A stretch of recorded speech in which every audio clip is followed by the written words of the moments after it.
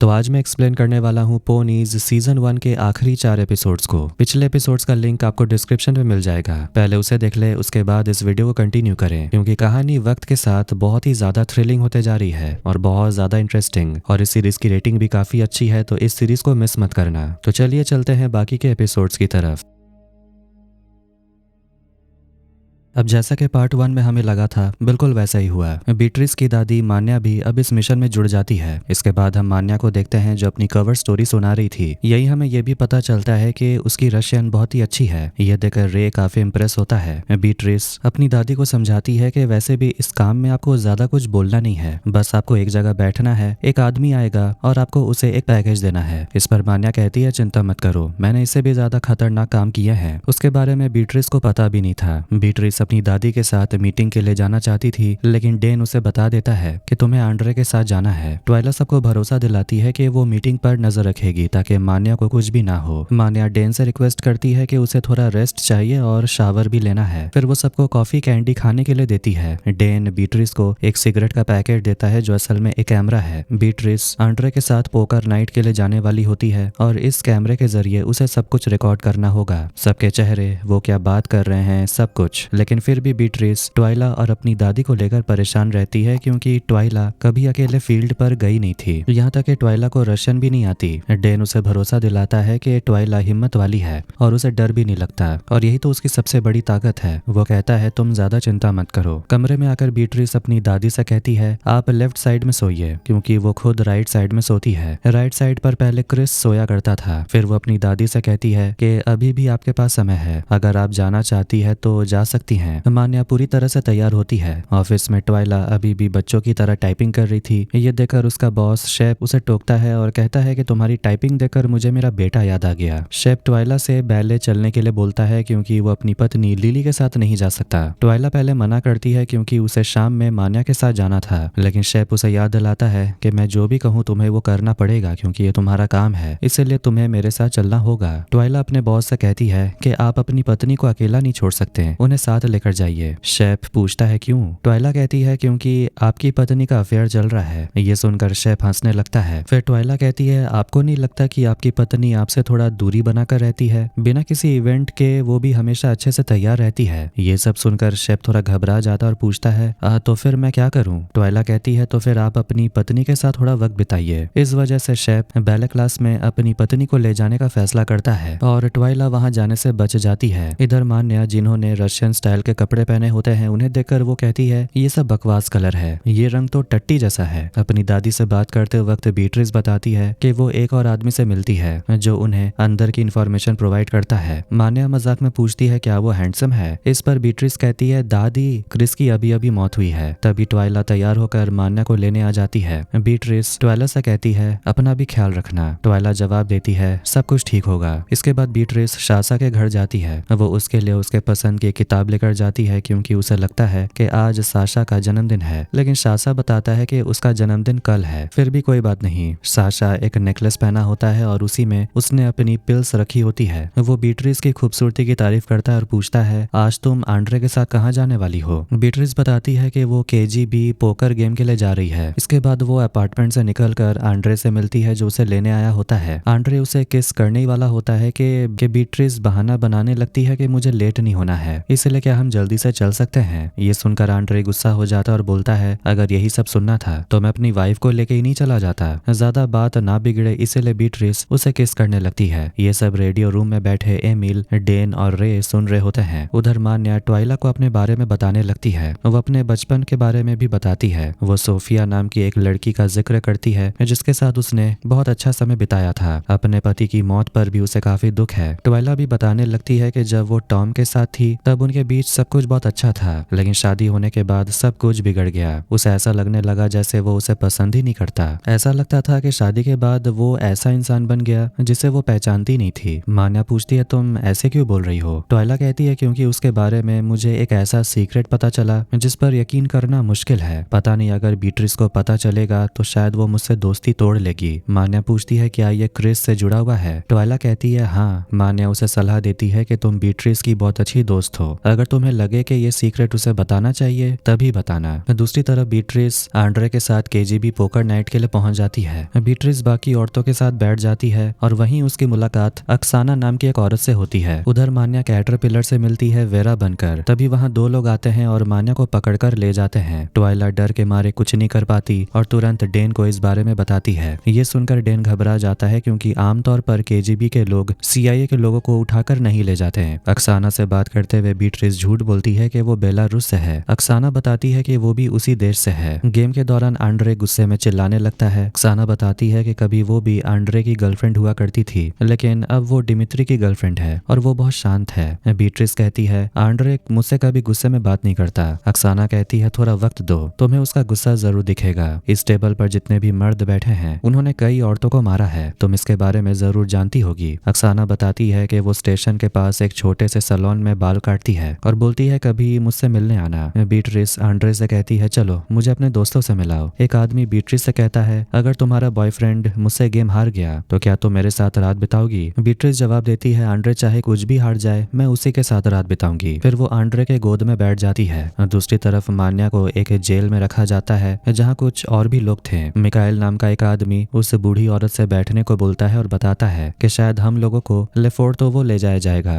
दोनों एक दूसरे से अपना परिचय देते हैं। मिकाइल मान्या से पूछता है कि फिर तुम यहाँ कैसे आई? मान्या बताती है मैं इनोसेंट हूँ और पूछती है लेफोर्टोवो आखिर है क्या? मिकाइल कहता है कुछ ऐसा जो तुम्हें पसंद नहीं आएगा। तभी एक गार्ड मान्या को बाहर बुलाता है। उधर बीट्रिस सिगरेट का पैकेट हाथ में लेकर सबकी तस्वीरें क्लिक करने लगती है। तब एक आदमी आंड्रे को वेरा की खबर देता है। ये सुनकर बीट्रिस घबरा जाती है। वो आंड्रे से कहती है मुझे भी तुम्हारे साथ जाना है, मैं देखना चाहती हूँ कि तुम बुरे लोगों के साथ क्या करते हो। आंड्रे पहले तो मना करता है लेकिन आखिर में मान जाता है। घर पर शेरिल रे का बहुत ज्यादा ख्याल रख रही होती है और ईवी को कुछ करने ही नहीं देती। तभी डेन रे को बुलाने के लिए आता है और इशारे में कहता है बुरी खबर है। वो दोनों तुरंत निकलते हैं। ईवी ये सब नोटिस करती और खिड़की से बाहर देखने लगती है। डेन एम्बेसडर की गाड़ी लेकर वहां से निकलता है। शेरिल ईवी को इस तरह ताक झांक करते हुए देख लेती है। उधर ट्वाइला देखती है कि केजीबी उनका पीछा कर रही होती है, लेकिन रे एम्बेसडर की शानदार गाड़ी को ऐसे चलाता है कि केजीबी वाले पीछे ही रह जाते हैं। आंड्रे बीट्रिस को लेकर एक अंधेरी पुरानी बिल्डिंग के पास आता है। बीट्रिस उसे पूछती है कि तुम उन लोगों के साथ क्या करोगे? आंड्रे कोई जवाब नहीं देता। वो लोग बिल्डिंग के अंदर आते हैं। एक कमरे के अंदर सिर्फ आंड्रे जाता है जहाँ दो एजेंट्स मान्या को पकड़कर बैठे होते हैं। बीट्रिस वेंट के अंदर से देख रही होती है कि कमरे में क्या चल रहा है। आंड्रे बूढ़ी औरत को देखकर पहचान लेता है और कहता है ये वेरा नहीं है। दोनों एजेंट्स बाहर चले जाते हैं। इसके बाद आंड्रे उस औरत से पूछता है तुम हो कौन? मान्या कहती है मेरा नाम वेरा है। आंड्रे बोलता है झूठ बोल रही हो तुम, मैं वेरा से मिल चुका हूँ। मान्या अपनी कवर स्टोरी बताने लगती है लेकिन आंड्रे मान्या का टैटू दिखाकर बोलता है तुम वेरा नहीं हो और उसके हाथ पर सिगरेट से जला देता है। तब मान्या कहती है तुम सही कह रहे हो, मेरा नाम मान्या है, मैं एक साधारण सी औरत हूँ। कुछ लोगों ने मुझे पकड़कर ये काम करने को कहा। आंड्रे पूछता है कैसे लोग? मान्या कहती है मैं रास्ते में भीख मांग रही थी, तभी वो लोग मुझसे मिले और ये काम करने को कहा और मैं यहाँ फंस गई हूँ। वो रोने लगती है लेकिन फिर भी उस पर आंड्रे यकीन नहीं करता।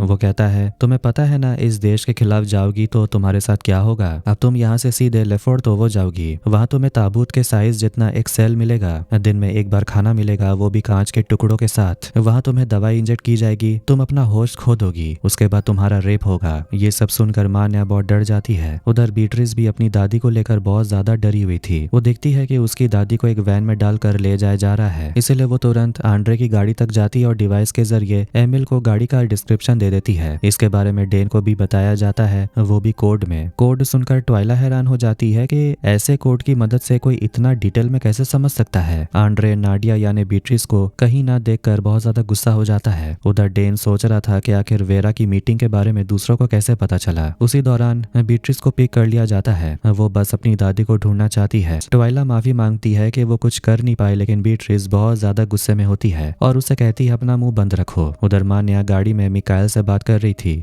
यही पता चलता है कि मिकाइल असल में कैटरपिलर है, मतलब असल में जो उससे मिलने आया था वो केजीबी एजेंट था। वो बताता है उसके पास केजीबी फैसिलिटी का कोऑर्डिनेट्स नहीं है क्योंकि वो कभी वहां गया ही नहीं। मान्या पूछती है तो फिर तुम मीटिंग क्यों करना चाहते थे? तभी पता चलता है कि उसके जूते में एक रिकॉर्डर है और यही वो अमेरिकन को देना चाहता था। तभी अचानक दरवाजा खुलता है। डेन मान्या को लेने आ चुका था। मिकाइल मान्या को डिवाइस दे देता है। आखिर में हिम्मत जुटाकर मान्या गाड़ी के ऊपर कूद जाती है। फिर वो सभी से कहती है उस आदमी को भी बचाना है जो असल में कैटरपिलर किलर है, लेकिन जैसे ही वो आदमी गाड़ी के ऊपर कूदता है वो गिर जाता है और केजीबी के लोग उसे पकड़ लेते हैं। मान्या बहुत डर जाती है कि वो उसे बचा नहीं पाई। ट्वाइला मान्या से सॉरी कहती है, लेकिन मान्या बोलती है कि इसमें तुम्हारी कोई गलती नहीं। ऑफिस आने के बाद डेन और रे मान्या से कहते हैं कि अब आपका यहाँ रहना ठीक नहीं, हमें आपको यूनाइटेड स्टेट्स भेजना होगा। मान्या बोलती है मुझे बेलारूस जाना है। रे उन्हें समझाता है कि आप वहाँ पकड़ी जाएंगी, लेकिन अब मान्या को इसकी चिंता नहीं होती। वो कहती है मुझे फर्क नहीं पड़ता कि वो लोग मुझे टॉर्चर करेंगे, मैं बस एक बार बेलारूस जाना चाहती हूँ ये देखने के लिए कि वहाँ कोई जिंदा है या नहीं। ट्वाइला बोलती है जैसे सोफिया आपकी बेस्ट फ्रेंड। मान्या दोनों से कहती है मेरा वहाँ जाने का इंतजाम करवा दो। अगले ही दिन मान्या बेलारूस जाने के लिए निकलती है। वो बीट्रिस को गले लगाती और उम्मीद करती है कि वो दोनों एक दूसरे से फिर जरूर मिलेंगे। फिर मान्या ट्रेन में चढ़ जाती है। सुबह सुबह ट्वाइला अपने लिए और अपने दोस्त के लिए ब्रेकफास्ट बना रही होती है। उधर बीट्रिस साशा से मिलने आती है। दोनों पिकनिक करने के लिए गार्डन में बैठे होते हैं। साशा पूछता है कल रात सब कैसा था। बीट्रिस कहती है तुम ना ही जानो तो बेहतर है। तभी दोनों की नजर एक आदमी पर पड़ती है जो उनको ही देख रहा था। बीट्रिस साशा का हाथ पकड़ लेती है ये दिखाने के लिए कि वो दोनों कपल हैं। ये देखकर वो आदमी वहां से चला जाता है। हालांकि अब उन दोनों के अंदर एक दूसरे के लिए फीलिंग्स जागने लगी होती है। जब बीट्रिस वापस अपने घर आती है तो ट्वाइला फिर से उससे माफी मांगती है कि उसे मान्या को बचाने के लिए कुछ करना चाहिए था।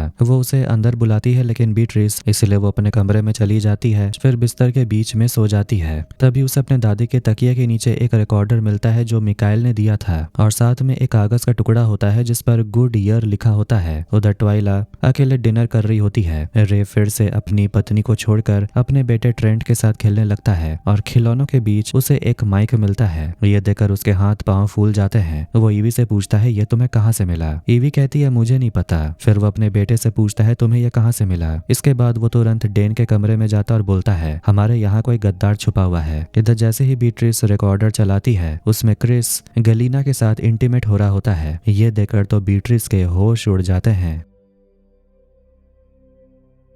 फ्लैशबैक में हम बीट्रिस को उसके पति क्रिस के साथ देखते हैं। दोनों आपस में बातें कर रहे होते हैं कि वो कहाँ घूमने के लिए जाएंगे। तभी क्रिस को वहां पर एक फोटो मिलती है जो मान्या की होती है। ये फोटो उस समय की थी जब मान्या जवान हुआ करती थी और अपनी बेस्ट फ्रेंड के साथ ब्रास्लव में गर्मियों की छुट्टी मना रही थी। अब ये सब याद करके बीट्रिस बहुत ज्यादा दुखी हो जाती है, क्योंकि उसे अपने पति की सच्चाई पता चल चुकी थी कि वो उसे धोखा दे रहा था, शायद सिर्फ अपनी पत्नी को ही नहीं बल्कि अपने देश को भी। तभी उसे आंड्रे का कॉल आता है। आंड्रे उस पर काफी गुस्सा करता है और बोलता है तुम मुझे छोड़कर क्यों चली गई, क्यों भागी थी तुम। बीट्रिस उस पर चिल्लाती और बोलती है क्योंकि मैंने देखा तुम एक बूढ़ी औरत के साथ किस तरह बात कर रहे थे। आंड्रे जवाब देता है तुम जानती भी नहीं हो कि मैं करता क्या हूँ और मैं तुम्हें किससे बचा रहा था, लेकिन तुम किस तरह की लड़की हो ये अब मैं समझ गया हूँ। ये कहकर वो फोन काट देता है। साशा अपने घर पर होता है। तभी उसके घर केजीबी के लोग पहुंच जाते हैं और उसे अरेस्ट कर लेते हैं। रे और डेन उस फायर प्लेस के पास जाते हैं जहाँ रे के बेटे को वो डिवाइस मिला था। डेन अंदर देखता है कि वहां पर एक टेप लगी हुई है और उसे वहीं एक खुफिया रास्ता भी मिलता है जिसके बारे में रे को भी नहीं पता था। ये सब सोवियत वालों का बनाया हुआ एक टनल था, लेकिन डेन देखता है कि वहाँ फुटप्रिंट्स नहीं है, यानी कि जिसने भी ये डिवाइस लगाया है वो उन्हीं लोगों में से एक है। इसीलिए वो सावधान करता है कि एम्बेसी के लोगों पर नजर बनानी होगी। ट्वाइला एक बिल्डिंग के बाहर लाइन में खड़ी होती है। तभी वो उस बिल्डिंग से मारिया को बाहर आते हुए देखती है। मारिया उसे देखकर भागने लगती है। ट्वाइला उसे पूछती है तुम तो कुछ और काम करती थी ना, फिर यहाँ कैसे। मारिया कहती है हाँ मुझे थोड़ा चेंज चाहिए था। ट्वाइला फिर पूछती है क्या तुम्हारे साथ कुछ हुआ है, तुम मुझे बता सकती हो। मारिया बताती है मैंने बस अपना काम किया और वहां से निकल आई। इससे पहले कि मैं मारी जाती मैं खुद को मरी हुई लोगों की लिस्ट में देखना नहीं चाहती थी। ट्वाइला पूछती है क्या तुम्हें पता है कि तुम्हें कौन मारना चाहता था। मारिया कहती है नहीं और वहां से चली जाती है। जब ट्वाइला एम्बेसी आती है तो बीट्रिस उसे देखकर नजरें चुराकर चली जाती है। बाद में बीट्रिस डेन से मिलती और पूछती है क्या तुम्हें क्रिस और गलीना के उस टेप के बारे में पता था। मेरे पति का अफेयर चल रहा था और तुमने मुझे बताया तक नहीं। डेन उसे भरोसा दिलाता है तुम्हारे पति ने जो किया वो सिर्फ उसकी ड्यूटी थी। मेरी रिक्वेस्ट पर तुम्हारा पति केजीबी के लिए काम कर रहा था। उनका भरोसा जीतने के लिए क्रिस को ये सब करना पड़ा। तुम्हारा पति बहुत अच्छा एजेंट था और इस काम में सैक्रिफाइस देने पड़ते हैं, ये तो अब तुम भी समझ गई होगी। साशा को एक रशियन आदमी से मिलवाया जाता है जो चाहता है कि साशा उसके मशीन को ठीक कर दे। काम करते हुए साशा का एक फ्लैशबैक दिखाया जाता है जब वो अपनी बहन गलीना से मिला था। वो अपनी बहन से कहता है कि तुम्हें यहाँ से जाना चाहिए, लेकिन उसकी की बहन गलीना बोलती है कि अब मैं बच्ची नहीं हूँ, मैं अपना ख्याल रख सकती हूँ। ये कहकर वो क्रिस के पास चली जाती है। प्रेजेंट में ट्वाइला देखती है कि बीट्रिस बहुत ज्यादा उदास है, इसलिए वो उसके पीछे वॉशरूम चली जाती है। वो पूछती है क्या तुम ठीक हो? वो समझ जाती है कि उसकी दोस्त ठीक नहीं है और पूछती है तुम कब तक मुझे इग्नोर करोगी? बीट्रिस उसे बता देती है कि उसे एक टेप मिली जिसमें उसका पति किसी और लड़की के साथ था और ये सब उसके काम का हिस्सा था। ट्वाइला उसे समझाती है तुम जानती हो ना ये काम कैसा है, कभी कभी ये सब करना पड़ता है, ये कोई नॉर्मल जॉब नहीं है और इस सेक्स का कोई मतलब है ही नहीं। मगर बीट्रिस अड़ी हुई होती है। वो कहती है कि उसके पति ने उसे धोखा दिया है। ट्वाइला बता देती है टॉम गद्दार था। वेरा ने ही मरने से पहले कहा था कि वो सोवियट्स को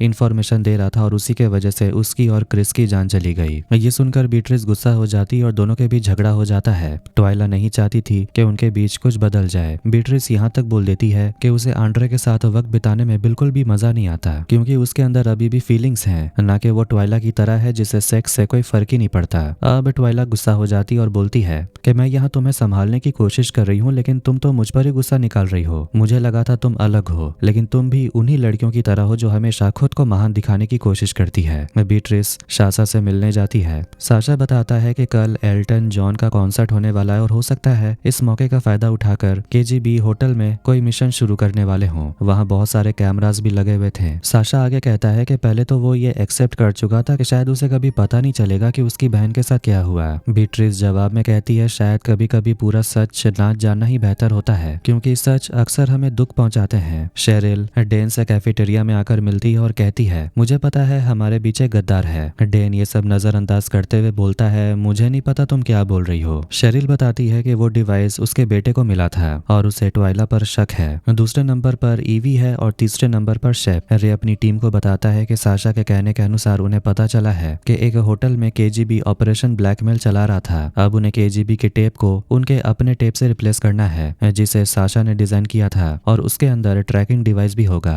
ट्वाइला पूछती है केजीबी ने कितने ब्लैकमेल वीडियोस कलेक्ट किए होंगे। रे कहता है शायद 1000 से भी ज्यादा। उनके कॉम्प्रोमैट फैसिलिटी में हमारे बहुत सारे ब्लैकमेल टेप्स होंगे जिनकी वजह से हम सोवियट्स के सामने दब जाएंगे और उनके कंट्रोल में आ जाएंगे। ट्वाइला को समझ आ जाता है तो मतलब इसीलिए श्वेता को जॉर्ज के कमरे में भेजा गया था ताकि जॉर्ज की टेप केजीबी तक पहुंच जाए। लेकिन सवाल यह है कि आखिर वो लड़कियों को मार क्यों रहे थे। रे आज रात का प्लान बनाता है कि ट्वाइला प्रोस्टिट्यूट बनकर होटल में जाएगी, लेकिन ट्वाइला कहती है मेरे पास एक बेटर आइडिया है। बीट्रिस आंड्रे से मिलने उसके घर पहुंच जाती है। आंड्रे उसे देखकर साफ तौर पर गुस्से में था। बीट्रिस उसे माफी मांगती है और उस दिन के लिए भी माफी मांगती है जब वो उस पर फोन पर काफी चिल्लाई थी। बीट्रिस उसे रिझाने लगती है और कहती है तुम ये दुख डिजर्व नहीं करते, क्या आज रात हम दोनों मिल सकते हैं। शाम के समय ट्वाइला इवाना और मारिया से पब में मिलती है और उन दोनों को भी ऑपरेशन ब्लैकमेल के बारे में बता देती है। ट्वाइला मारिया को होटल जाने को बोलती है और उसे भरोसा दिलाती है कि वो सब उसकी सिक्योरिटी के लिए वहीं होंगे। इधर डेन शेफ को एक सुनसान गली से आते हुए देख लेता है। डेन उसे पकड़कर पूछता है तुम यहाँ क्या कर रहे थे, क्योंकि उसे शक था कि वही गद्दार है। लेकिन शेफ चुपचाप अपने लिए ड्रग्स खरीदने के लिए गया था। बीट्रिस जब घर आती है तो उसे रेफ्रिजरेटर पर लगा हुआ एक पेपर बैग मिलता है।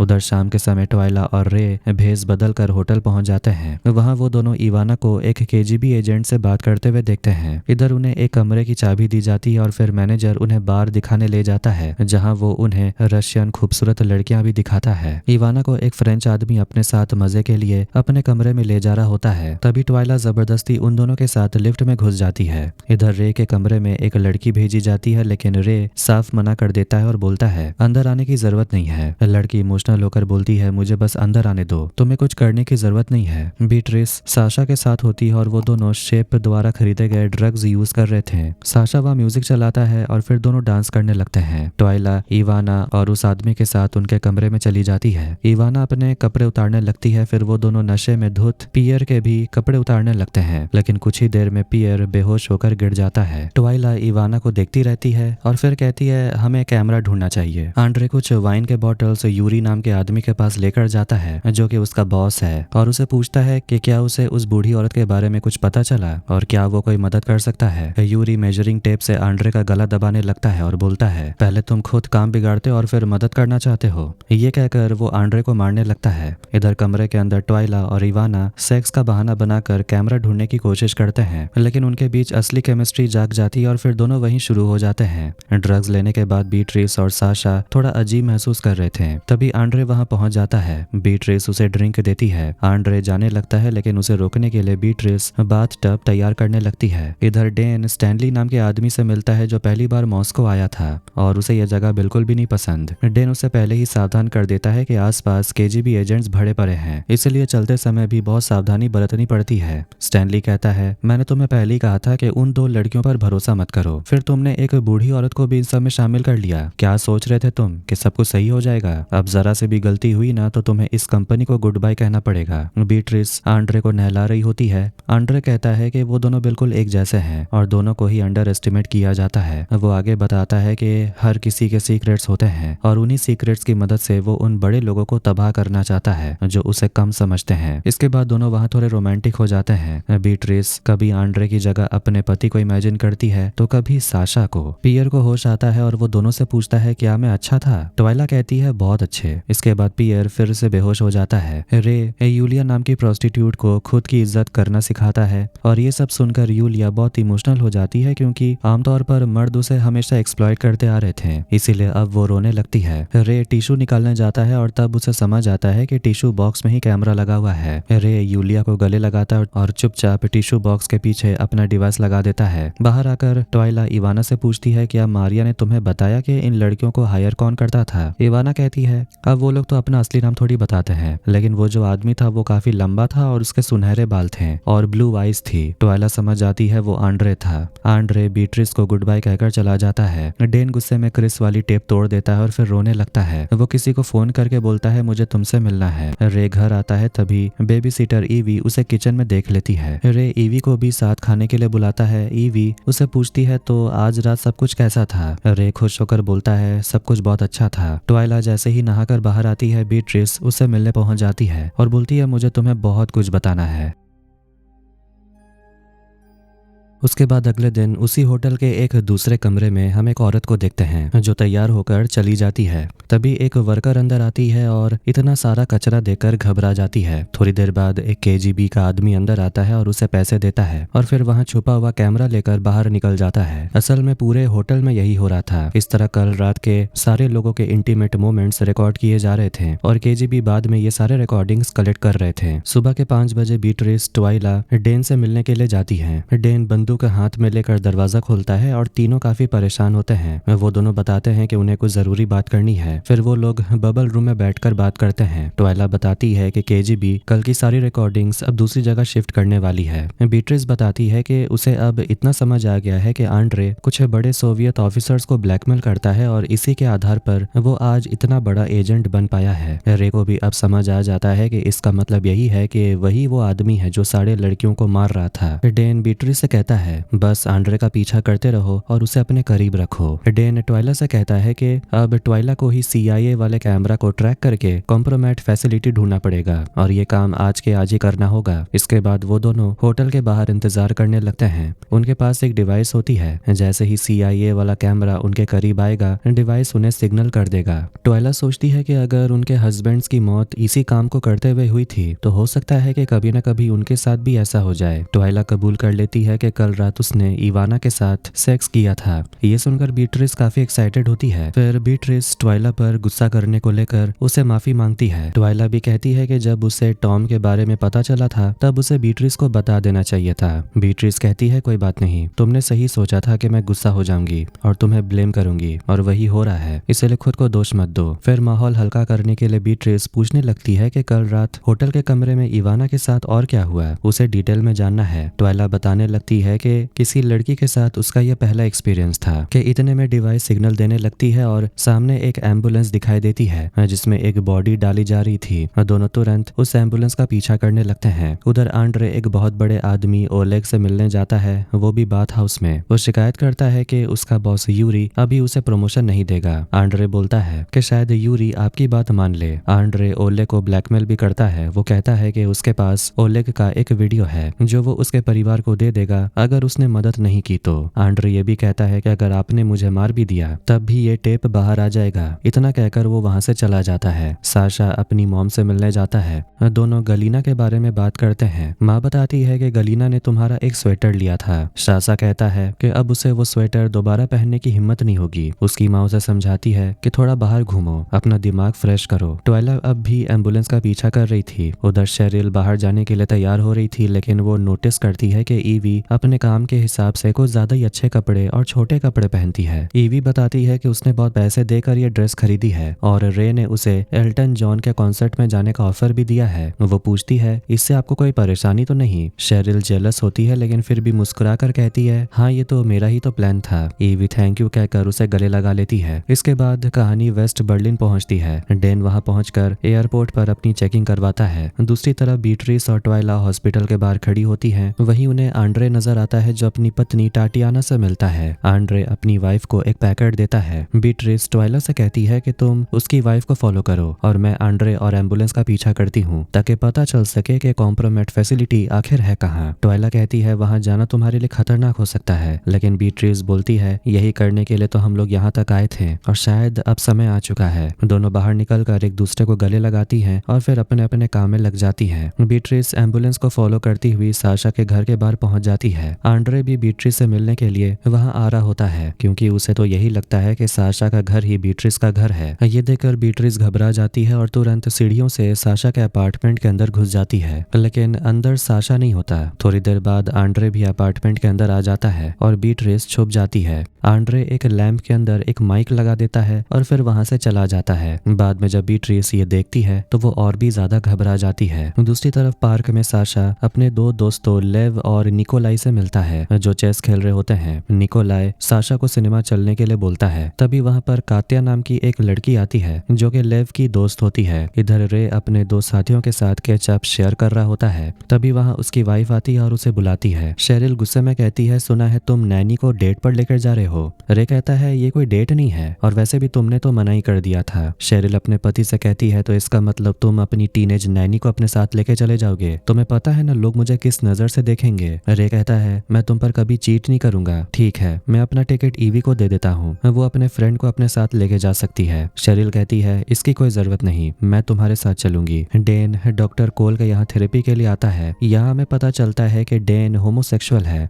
डॉक्टर को यह भी पता होता है कि डेन उसे सब कुछ सच नहीं बताता। डेन पूछता है आपको ऐसा क्यों लगता है। डॉक्टर कहता है क्योंकि तुम्हारे दोस्त ने बताया कि तुम एक जासूस हो। डेन कहता है तो फिर आपको ये भी पता होगा कि मेरा दोस्त अब मर चुका है। डॉक्टर बोलता है मुझे ये नहीं पता था। डेन बोलता है ये मेरी गलती थी, मेरी वजह से उसकी मौत हुई। पार्क में साशा कात्या के साथ चेस खेल रहा था। कात्या साशा पर लाइन मारने लगती है और कहती है तुम बहुत हैंडसम हो और मुझे तुम्हारे साथ चेस खेलना बहुत पसंद है। इधर आंड्रे की पत्नी टाटियाना बाबा अरीना को अपना बच्चा दे देती है जो उसे खेलने के लिए अंदर ले जाती है। दूसरी तरफ बीट्रिस एम्बुलेंस का पीछा कर रही होती है, लेकिन रास्ते में केजीबी की चेकिंग लगी होती है। बीट्रिस उनसे झूठ बोलती है कि वो अपने फैमिली मेंबर से मिलने जा रही है। ऑफिसर कहता है तुम्हारा paperwork out of date है, पीछे मुड़ जाओ। बीट्रिस उन्हें धमकाती है कि उसके बॉयफ्रेंड का नाम आंड्रे है। ये सुनते ही ऑफिसर डर जाते हैं और उसे जाने देते हैं। इधर जैसे ही बाबा अरीना सो जाती है ट्वाइला वहां से टाटियाना का बच्चा चुरा लेती है। डेन शॉक थेरेपी से गुजर रहा होता है ताकि वो खुद को खत्म करने वाले थॉट्स को अपने अंदर से खत्म कर सके। तभी उसे अपने सामने टॉम दिखाई देने लगता है जो उसे पूछता है कि आखिर तुम खुद को ब्लेम क्यों कर रहे हो, क्या तुम हमारे बीच गद्दार हो। ट्वाइला बच्चा लेकर टाटियाना के पास चली जाती है। बच्चा देकर टाटियाना घबरा जाती और पूछती है ये बच्चा तुम्हें कहाँ से मिला। ट्वाइला झूठ बोलती है कि ये बच्चा उसे रास्ते में मिला था। टाटियाना ट्वाइला को थैंक यू कहती है। फिर ट्वाइला उससे बात करने लगती है और उसके ड्रेस की भी तारीफ करने लगती है। ये देखकर टाटियाना ट्वाइला के लिए चाय बनाने की तैयारी करने लगती है। आखिरकार बीट्रिस एम्बुलेंस का पीछा करते करते एक जगह आकर रुक जाती है। वो गाड़ी से उतरकर पैदल ही पीछा करने लगती है। उधर ट्वाइला आंड्रे के घर में इधर उधर देखने लगती है। ट्वाइला जिसका अभी तक बच्चा नहीं हुआ है बोलती है कि उसके बच्चे के लिए नए नए कपड़े ऐसी रखे हुए हैं और वो कपड़े वो टाटियाना को देना चाहती है। काफी सोचने के बाद टाटियाना मान जाती है। फिर वो दोनों कल मिलने का प्लान बनाते हैं। टाटियाना बोलती है कि वो अपने पति को भी लेकर आएगी ताकि वो ट्वाइला को थैंक यू बोल सके। ट्वाइला जानबूझकर अपना हाथ काट लेती है। जैसे ही टाटियाना कपड़े लेकर वापस लौटती है ट्वाइला वहां नहीं होती। ट्वाइला टाटियाना का बैग ले लेती है ये चेक करने के लिए कि आंड्रे ने उसे क्या दिया था, लेकिन उस पैकेज में तो सिर्फ एक शैम्पू का बॉटल था। बीट्रिस घर के अंदर घुस जाती है और बेसमेंट बेसमेंट की तरफ जाने लगती है। वो सीढ़ियों के पीछे छुप जाती है। थोड़ा अंदर जाने पर उसे वहाँ एक बहुत बड़ी फैसिलिटी मिलती है जहाँ सर्वेलेंस ऑपरेशन चल रहा होता है। यूरी आंड्रे से बोलता है कि ओलेग ने उसे आंड्रे को प्रमोशन दिलाने के बारे में बात की। यूरी पूछता है आखिर ओलेग ने ऐसा क्यों बोला। आंड्रे जवाब देता है शायद उन्होंने मुझ में कुछ देखा होगा कि मैं काफी काबिल हूँ। यूरी को डर होता है कि अगर वो आंड्रे को प्रमोशन दे देगा तो आंड्रे आगे चलकर उसे धोखा दे सकता है। इसके बाद वहाँ एक वीडियो चलाया जाता है जिसमें आंड्रे एक लड़की को मार रहा था जो कोई और नहीं बल्कि गलीना थी और बीट्रिस ये वीडियो देख लेती है। तभी उसका एक डिवाइस आवाज करने लगता है। आंड्रे ये सुन लेता है लेकिन ज्यादा ध्यान नहीं देता। शेरिल देखती है कि उसका पति ईवी को समझा रहा होता है कि वो उसे कॉन्सर्ट में लेकर नहीं जा सकता। इसके बाद शेरिल रे के साथ एल्टन जॉन के कॉन्सर्ट के लिए चली जाती है। डेन एक बार में बैठा होता है तभी उसे एक आदमी नजर आता है। दोनों एक दूसरे को देखते ही रहते हैं। आंड्रे को खबर मिलती है कि एक औरत उसके घर आई थी। फोटो देखकर वो उस औरत को पहचान लेता है। ट्वाइला इवाना से मिलने जाती है और उसे कॉन्सर्ट का टिकट देती है। इवाना पूछती है उसे बदले में क्या चाहिए। ट्वाइला कहती है कुछ भी नहीं और वहां से चली जाती है। बीट्रिस साशा से मिलने जाती है और वहां की बात करते हुए उसे सावधान करती है कि केजीबी उनकी बातें सुन रहे हैं। साशा घबरा जाता है। फिर दोनों बॉयफ्रेंड गर्लफ्रेंड की तरह बात करते हैं ताकि केजीबी को उन पर शक ना हो। दोनों ब्रेकअप करने का नाटक करते हैं लेकिन इस नाटक में सच्चाई ये होती है कि बीट्रिस अब साशा से दोबारा मिल नहीं पाएगी। साशा बता देता है कि आज पार्क में उसकी मुलाकात एक लड़की से हुई थी। फिर दोनों बालकनी में जाते हैं और वहां आराम से बात करते हैं। बीट्रिस कहती है आज उसे कुछ ऐसा पता चला जो शायद उसके पति के मर्डर से जुड़ा हुआ है और ये सब साशा के हेल्प से ही पॉसिबल हो पाया है। बीट्रिस कहती है कि अगर साशा पीछे हटना चाहता है तो वो हट सकता है। वो नहीं चाहती कि उसके साथ भी वही हो जो उसकी बहन के साथ हुआ। साशा पूछता है क्या बीट्रिस के बॉस उसे जाने देंगे। बीट्रिस कहती है वो उन्हें रोक नहीं सकती। साशा फिर पूछता है क्या बीट्रिस उसे जाने देगी। बीट्रिस कहती है वो चाहती है कि साशा पर कोई खतरा ना आए। सवाल यह है कि साशा क्या चाहता है। जवाब में साशा बीट्रिस को किस कर लेता है। बीट्रिस पूछती है पर तुमने तो बताया कि आज तुम किसी से मिले थे। साशा कहता है उसके लिए बीट्रिस से ज्यादा स्पेशल और कोई नहीं। बीट्रिस उसे वापस किस करती है और जाने लगती है। वो कहती है शायद वो फिर वापस आएगी। इतना कहकर वो चली जाती है। डॉक्टर कोल एक टेप को एनवलप में डालते हैं और फिर अपनी असिस्टेंट ग्रेटा से कहते हैं कि आज क्लिनिक वो खुद बंद कर देगा। डॉक्टर कोल एक पार्क में बैठा होता है और वहीं उसे मिलने एमिल पहुंचता है। डॉक्टर उसे डेन के सेशन का टेप दे देता है। इसके बाद एमिल डॉक्टर को एक दवाई इंजेक्ट करता है और फिर वहां से चला जाता है। शाम के समय ट्वाइला इवाना के साथ कॉन्सर्ट के लिए पहुंचती है। रे भी अपनी वाइफ के साथ वहां पहुंचता है जो अब भी काफी गुस्से में होती है। रे अपनी वाइफ से कहता है कि उसने ईवी को सब कुछ समझा दिया। शेरिल जवाब में कहती है ये जो कुछ भी है ये सब तुम्हारी वजह से है। मैं इस देश में तुम्हारे साथ रहना नहीं चाहती थी।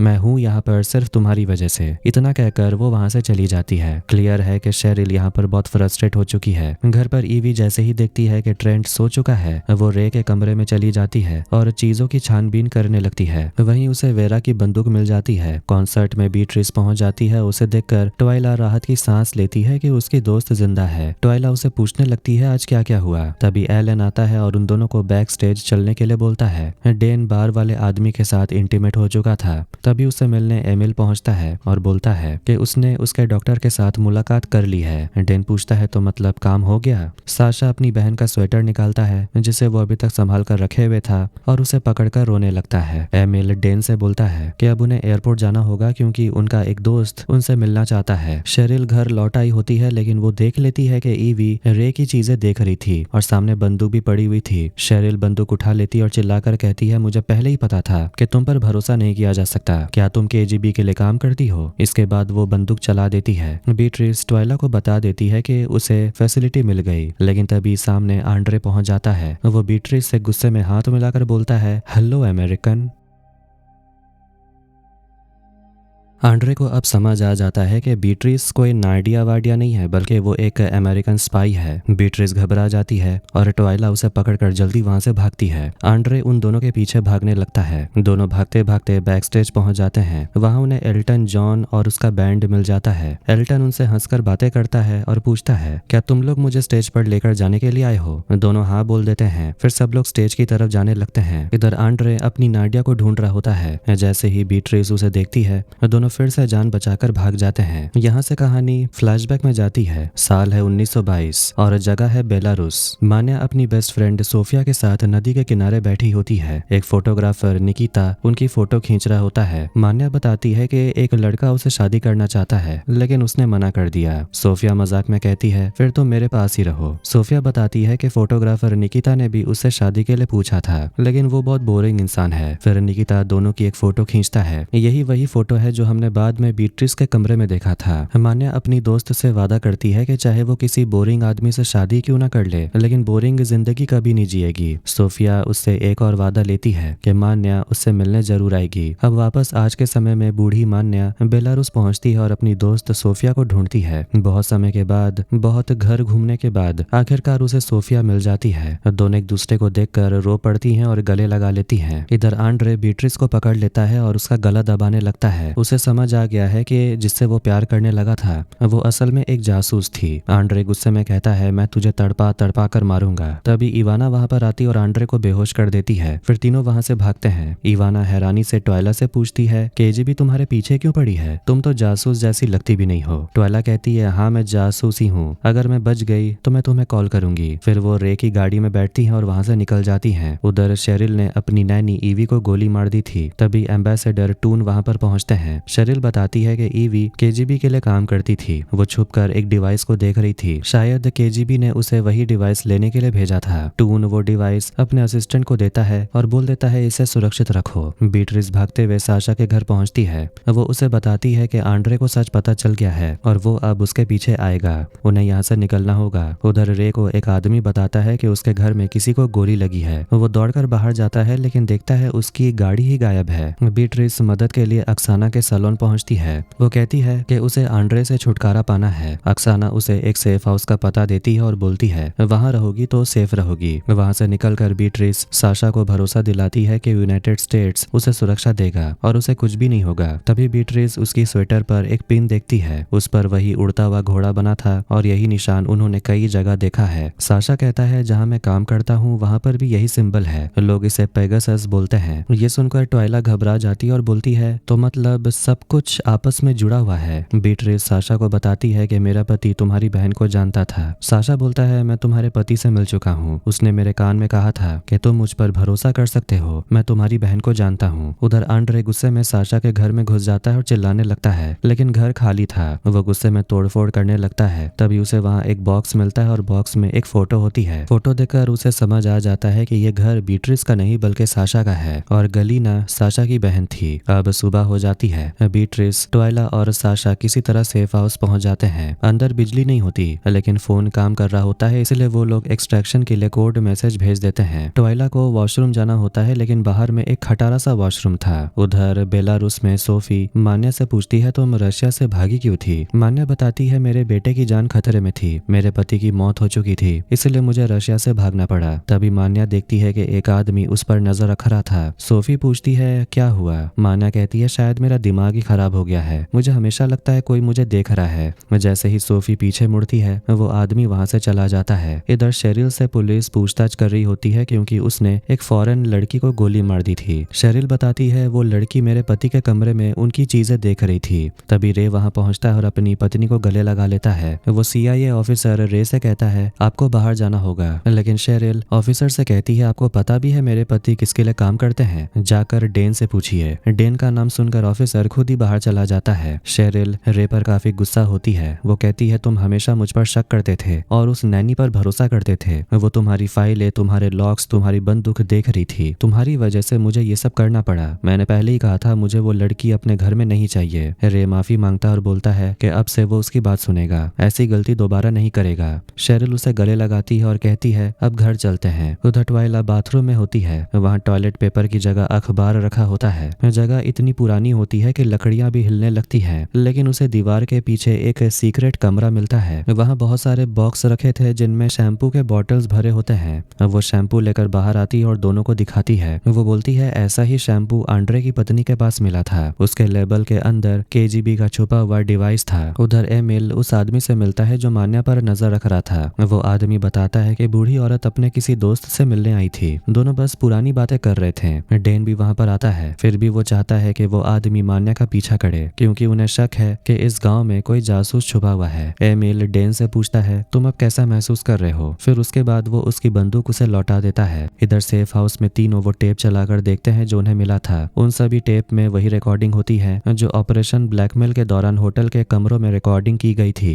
ट्वाइला उन लड़कियों को पहचान लेती है और सोचती है कि शायद अब वो सब मर चुके होंगे। बीट्रिस सोचती है कि आंड्रे ये सब यहाँ क्यों छुपा कर रखेगा, उसका तो एक और ठिकाना भी है। तभी उसे समझ आता है कि अक्साना ने जानबूझकर उन्हें यहाँ भेजा है क्योंकि ये असल में आंड्रे का ही ठिकाना है। वो लोग बाहर निकलने की तैयारी करते हैं लेकिन तभी एक KGB एजेंट वहां पहुंच जाता है। वो साशा पर हमला कर देता है। तीनों मिलकर उस एजेंट से लड़ते हैं। आखिर में साशा अपनी पिल लॉकेट से निकालकर उस एजेंट के मुंह में डाल देता है और थोड़ी देर में वो एजेंट मर जाता है। इतने में अक्साना अचानक वहां आकर साशा के शरीर में चाकू घोंप देती है। ट्वाइला अक्साना से लड़ने लगती है और आखिर में बीट्रिस अक्साना को मार देती है। उधर मान्या अपनी दोस्त को गले लगाती है और अगले दिन मिलने का वादा करके चली जाती है। तभी डेन उसके सामने आकर रुकता है और बोलता है गाड़ी में बैठो। दूसरी तरफ बीट्रिस और ट्वाइला घायल साशा को बचाने के लिए जल्दी से गाड़ी में निकलती है। बीट्रिस रास्ते भर साशा से बातें करती रहती है और बोलती है जब ये सब खत्म हो जाएगा तो तुम मेरे साथ अमेरिका चल सकते हो। साशा उसे पूछता है तुम्हारा असली नाम क्या है। वो कहती है मेरा नाम बीट्रिस है। तभी ट्वाइला देखती है कि आंड्रे गुस्से में उनकी तरफ आ रहा है। वो तेजी से गाड़ी भगाती और अचानक गाड़ी मोड़ देती है जिससे कि आंड्रे की गाड़ी क्रैश हो जाती है। ट्वाइला बाहर निकलकर देखती है आंड्रे बेहोश पड़ा होता है। उसी समय एक और गाड़ी वहां आती है जिसमें से 3 लोग बाहर निकलते हैं। बीट्रिस घबराकर साशा से कहती है अब जो भी होगा साथ में देखा जाएगा। लेकिन राहत की बात यह होती है कि वो लोग अमेरिकन होते हैं क्योंकि ट्वाइला ने पहले ही एक्सट्रैक्शन के लिए कॉल कर दिया था। इस तरह तीनों की जान बच जाती है। वो आंड्रे की जलती हुई गाड़ी को देखते हैं। ट्वाइला बीट्रिस से कहती है कि शायद साशा बच न पाए। बीट्रिस खुद को दोष देने लगती है क्योंकि उसने एक लड़की को मार दिया था। ट्वाइला उसे समझाती है कि समय के साथ सब कुछ ठीक हो जाएगा। ट्वाइला अपने बारे में बताती है कि जब वो छोटी थी उसके पिता उसके सबसे अच्छे दोस्त थे। वो साथ में बहुत समय बिताते थे लेकिन उसके पिता बहुत शराब पीते थे। जब ट्वाइला चौथी क्लास में थी एक दिन उसके पिता को बहुत उल्टियां होने लगी। वो घबराकर उन्हें हॉस्पिटल ले जा रही थी लेकिन रास्ते में उनका एक्सीडेंट हो गया और उसके पिता की वहीं मौत हो गई। बीट्रिस कहती है जो हुआ उसमें तुम्हारी गलती नहीं थी। तब ट्वाइला सच बताती है कि मैंने तुमसे अपने मिसकैरेज के बारे में जो कहा था वो झूठ था। मैं कभी प्रेग्नेंट हो ही नहीं सकती थी। टॉम से शादी से पहले मैंने उसे सच नहीं बताया कि मैं माँ नहीं बन सकती। मुझे बस अपने घर से निकलना था क्योंकि वहाँ कुछ लोग आ जाते थे जो मेरे पिता का उधार लिया हुआ पैसा वापस मांगते थे। मैंने पूरी जिंदगी सच छुपाया है और सबसे झूठ बोला है। उधर आंड्रे को पकड़कर एम्बेसी लाया जाता है और दोनों उसे बबल रूम में बंद कर पूछताछ करते हैं। आंड्रे बीट्रिस से कहता है मुझे तुम्हें मार देना चाहिए था लेकिन मेरा दिल नहीं माना। ट्वाइला कहती है हम भी तुम्हें मार सकते थे लेकिन हमने नहीं मारा। हमारे पास तुम्हारे टेप्स हैं, हमारे पास बहुत सारे शैम्पू बॉटल्स हैं। तुमने उन औरतों का मर्डर किया ताकि तुम रशियन लोगों को बेवकूफ बना सको और तुम्हें आसानी से प्रमोशन मिलता रहे। आंड्रे पूछता है तुम इस जानकारी का क्या करोगी। दोनों बोलती हैं तुम हमें बस सच बताओगे कि क्रिस और टॉम के साथ क्या हुआ। उनमें से एक तुम्हारे लिए काम भी करता था। आंड्रे पूछता है अच्छा तुम्हें यह जानकारी कहाँ से मिली। ट्वाइला कहती है वेरा ने हमें बताया। आंड्रे कहता है तुम्हें उस औरत पर भरोसा नहीं करना चाहिए था। मैं तुम्हें सब बताऊंगा, मुझे बस एक सिगरेट चाहिए। बीट्रिस सिगरेट जलाकर उसके मुंह में दे देती है। फिर आंड्रे बताता है कि KGB के लिए काम करने वाला क्रिस था। ये सुनकर बीट्रिस शॉक में रह जाती है। उधर शेरिल ईवी से मिलने हॉस्पिटल जाती है। ईवी अब खतरे से बाहर होती है लेकिन शेरिल चुपके से उसके IV ड्रिप में एक दवाई इंजेक्ट कर देती है जिसका असर तुरंत दिखने लगता है। कहानी एक हफ्ते पहले की तरफ जाती है। एम्बेसी के टनल में शेरिल क्रिस से मिलती है। क्रिस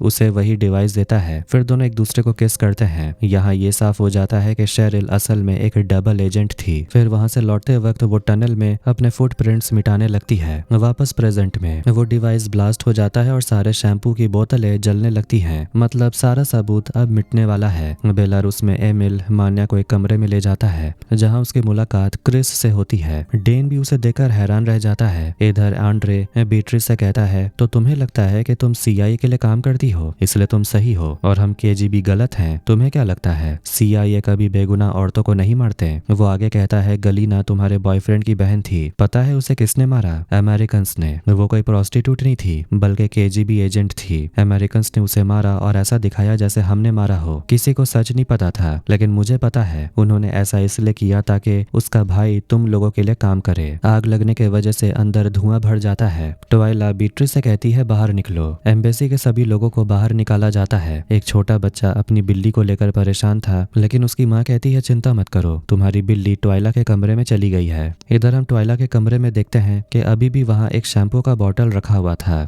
ग्रेचन जलते हुए फ्लोर को देखकर पूछती है वहाँ तो सिर्फ स्टोरेज है, मगर उसका पति एम्बेसडर एलन बोलता है वहाँ सिर्फ स्टोरेज नहीं है। अंदर ट्वाइला और बीट्रिस दिखती है कि ऑफिस में केजीबी पहुंच जाते हैं और सारे फाइल्स एविडेंस अपने साथ ले जा रहे थे। लास्ट में आंड्रे नाडिया से कहता है हम कब तक ऐसे ही छुप छुप कर मिलते रहेंगे। फिर वो केजीबी से बोलकर दोनों को अरेस्ट करवा देता है और इसी के साथ पोनीज सीजन 1 यहीं पर एंड होती है। तो कैसा लगा आज का वीडियो कमेंट करके जरूर बताएं। वीडियो पसंद आया वीडियो को लाइक कर दें, चैनल को भी सब्सक्राइब कर दें। मिलते हैं नेक्स्ट वीडियो में। Take care.